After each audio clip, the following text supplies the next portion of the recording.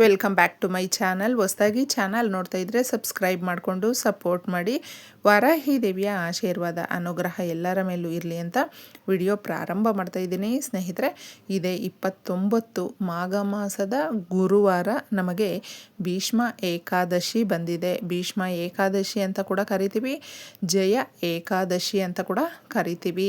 ಈ ವಿಶೇಷವಾದ ದಿನ ನಾವು ಮಾಡುವಂಥ ಅಡುಗೆ ನಮ್ಮನ್ನು ಶ್ರೀಮಂತರನ್ನಾಗಿಸುತ್ತೆ. ನಮ್ಮನ್ನು ನಾವು ಏನು ಅಂದುಕೊಂಡಿರ್ತೀವೋ ಆ ಕೆಲಸಗಳು ಸರಾಗವಾಗಿ ನಡೆಯುವಂತೆ ಮಾಡುತ್ತೆ.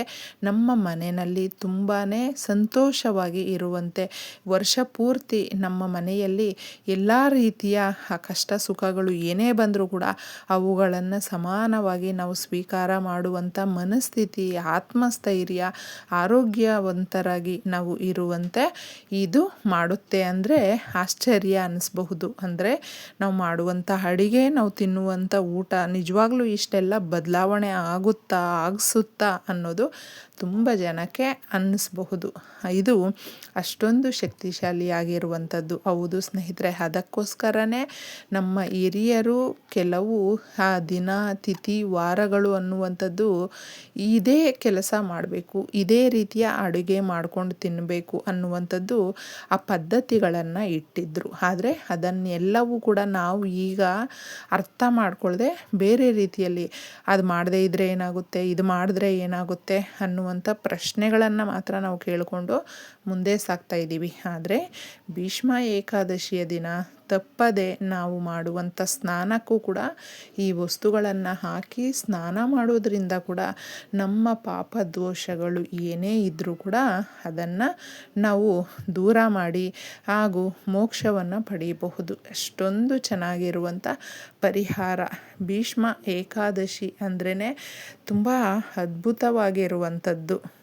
ಮಹಾಭಾರತದ ಅತ್ಯಂತ ಪೂಜ್ಯನೀಯ ಹಾಗೂ ಮಹಾಭಾರತದಲ್ಲಿ ಬರುವಂಥ ಪ್ರಭಾವಶಾಲಿಯಾದ ಭೀಷ್ಮ ಪಿತಾಮಹರು ಈ ದಿನ ದೇಹತ್ಯಾಗ ಮಾಡಿದಂಥ ದಿನ ಅಂತ ಕೂಡ ಹೇಳ್ತೀವಿ ಸ್ನೇಹಿತರೆ. 58 ದಿನಗಳ ಕಾಲ ಅಂಬರಶಯ್ಯ ಅಂದರೆ ಬಾಣಗಳ ಹಾಸಿಗೆಯ ಮೇಲೆ ಇದ್ದು ಉತ್ತರಾಯಣದಂದು ದೇಹತ್ಯಾಗ ಮಾಡಿದರು. ಆ ದಿನ ನಮಗೆ ವಿಷ್ಣು ಸಹಸ್ರನಾಮದ ಬಗ್ಗೆ ನಾವೆಲ್ಲರೂ ಕೂಡ ಒಂದಷ್ಟೋ ಇಷ್ಟೋ ತಿಳ್ಕೊಂಡಿರ್ತೀವಿ.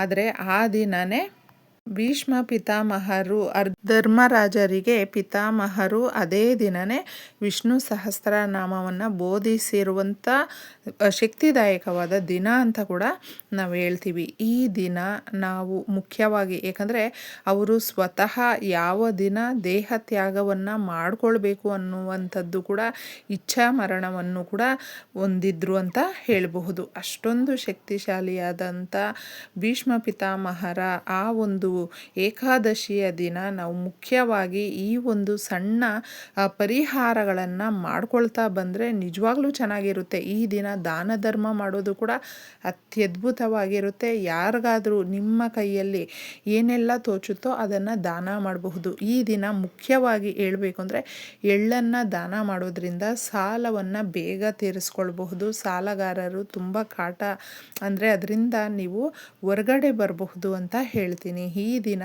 ಮುಖ್ಯವಾಗಿ ನಾವು ಕೆಲವೊಂದು ಪದಾರ್ಥಗಳನ್ನು ತಿನ್ನೋದ್ರಿಂದ ಎಷ್ಟೊಂದು ಲಾಭದಾಯಕವಾಗಿರುತ್ತೆ, ಆರೋಗ್ಯವಂತರಾಗಿರ್ತೀವಿ ಹಾಗೂ ಹಣಕಾಸಿನ ಸಮಸ್ಯೆಗಳನ್ನು ಬಗೆಹರಿಸ್ಕೊಳ್ಬಹುದು.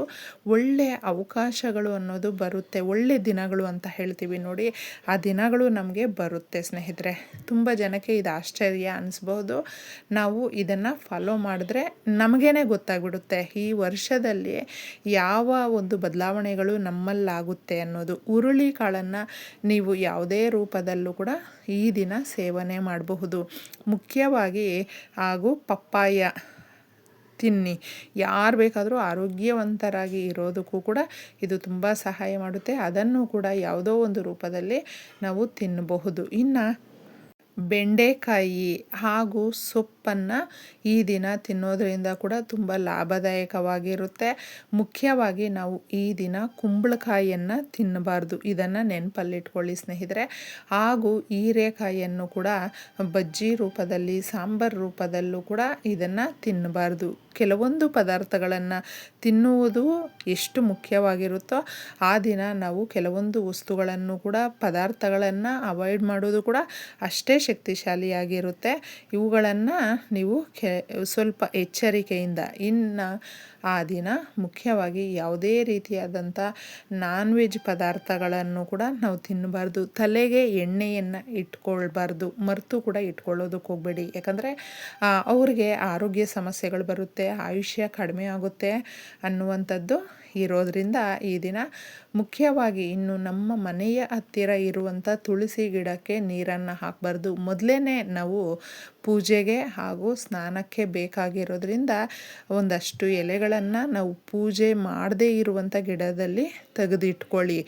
ಸ್ನಾನಕ್ಕೆ ನಾವು ಮುಖ್ಯವಾಗಿ ಸ್ವಲ್ಪ ಕಲ್ಲುಪ್ಪನ್ನು ಹಾಗೂ ಈ ತುಳಸಿ ದಳಗಳನ್ನು ಒಂದಷ್ಟು ಹಾಕಿ ಸ್ನಾನ ಮಾಡೋದ್ರಿಂದ ನಮಗಿರುವಂಥ ಎಷ್ಟೇ ದೊಡ್ಡ ದೋಷಗಳಿದ್ದರೂ ಕೂಡ ನಿವಾರಣೆ ಮಾಡಿಕೊಳ್ಬಹುದು. ಮುಖ್ಯವಾಗಿ ಈ ದಿನ ನಾವು ವಿಷ್ಣು ಸಹಸ್ರನಾಮವನ್ನು ಹೇಳ್ಕೊಳ್ಳೋದ್ರಿಂದ, ಓದೋದ್ರಿಂದ ಹಾಗೂ ಕೇಳೋದ್ರಿಂದ ನಮ್ಮ ಪಾಪಕರ್ಮಗಳು ಗೊತ್ತೋ ಗೊತ್ತಿಲ್ಲದೋ ನಾವು ಏನೋ ಮಾಡಿದರೂ ಕೂಡ ಈ ದಿನ ನಾವು ಸಹಸ್ರನಾಮವನ್ನು ಹೇಳ್ಕೊಳ್ಳೋದ್ರಿಂದ, ಪಾರಾಯಣ ಮಾಡೋದ್ರಿಂದ ಹಾಗೂ ಮುಖ್ಯವಾಗಿ ದಾನ ಧರ್ಮ ಮಾಡೋದ್ರಿಂದ ಕೂಡ ನಮಗೆ ಒಂದು ಸಮಾಧಾನವಾಗಿರುತ್ತೆ ಹಾಗೂ ಮೋಕ್ಷ ಸಿಗುವಂಥದ್ದು. ಎಷ್ಟೇ ಜನ್ಮಗಳ ಪಾಪ ಇದ್ದರೂ ಕೂಡ ಮೋಕ್ಷ ಸಿಗುತ್ತೆ ಅಂತ ಒಂದು ಅತಿ ದೊಡ್ಡ ನಂಬಿಕೆ ಇರೋದರಿಂದ ಈ ದಿನ ಇದನ್ನು ನೀವು ಕೂಡ ಫಾಲೋ ಮಾಡಿ.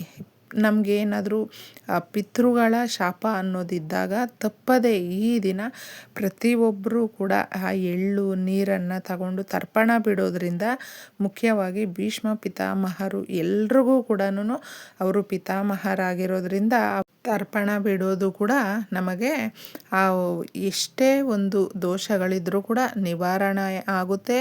ಪಿತೃಗಳ ಶಾಪದಿಂದ ನಮಗೆ ಆ ಶಾಪ ಹೋಗಿ ನಾವು ಅಂದುಕೊಂಡಿರುವ ಕೆಲಸಗಳು ಹಾಗೂ ಆರೋಗ್ಯವಂತರಾಗಿರ್ತೀವಿ, ತುಂಬ ಯಶಸ್ಸನ್ನು ಪಡ್ಕೊಳ್ತೀವಿ. ಸದಾ ಕಾಲ ನಮಗೆ ಪಿತೃಗಳ ಆಶೀರ್ವಾದ ಅನ್ನೋದು ಸಿಕ್ಕಾಗ ಏನಾಗುತ್ತೆ ಅಂದರೆ ನಾವು ಎಷ್ಟೇ ಒಂದು ಗೊತ್ತೋ ಗೊತ್ತಿಲ್ಲದೆ ಮಾಡಿರುವಂಥ ತಪ್ಪುಗಳನ್ನು ಕೂಡ ಕ್ಷಮಿಸಿ ಒಳ್ಳೆ ದಿನಗಳು ಅನ್ನುವಂಥದ್ದು ನಮಗೆ ಅವರು ಪ್ರಸಾದದ ರೂಪದಲ್ಲಿ ಕೊಡ್ತಾರೆ ಅಂತ ಹೇಳಬಹುದು. ಇಷ್ಟು ಮುಖ್ಯವಾಗಿರುವಂಥ ಈ ದಿನ ಮಾಡುವಂಥ ಸ್ನಾನ ಹಾಗೂ ನಿಮಗೆ ಸಾಧ್ಯ ಆದರೆ ಉಪವಾಸವನ್ನು ಇದ್ದು ದಾನ ಧರ್ಮ ಮಾಡಿ ಈ ಸಣ್ಣ ಬದಲಾವಣೆಗಳನ್ನು ಯಾರೆಲ್ಲ ಮಾಡ್ಕೊಳ್ತಾರೆ ನೋಡಿ, ಅವ್ರಿಗೆ ಬರುವ ಈ ಭೀಷ್ಮ ಏಕಾದಶಿಯ ದಿನದವರೆಗೂ ಕೂಡ ಒಂದು ಭದ್ರತೆ ಅನ್ನೋದು ಸಿಗುತ್ತೆ. ನಿಮ್ಮ ಕೋರಿಕೆಗಳು ಈಡೇರುತ್ತೆ, ನೀವೇನು ಅಂದ್ಕೊಂಡಿರ್ತೀರೋ ಅದನ್ನು ನೀವು ರೀಚ್ ಮಾಡ್ತೀರಾ ಅಂತ ಹೇಳಬಹುದು. ಇಷ್ಟೊಂದು ಶಕ್ತಿಶಾಲಿಯಾದಂಥ ಈ ದಿನವನ್ನು ಯಾವುದೇ ಕಾರಣಕ್ಕೂ ಮಿಸ್ ಮಾಡ್ಕೊಳ್ಳೋದಕ್ಕೆ ಹೋಗಬೇಡಿ. ಎಲ್ರಿಗೂ ಒಳ್ಳೆಯದಾಗಲಿ.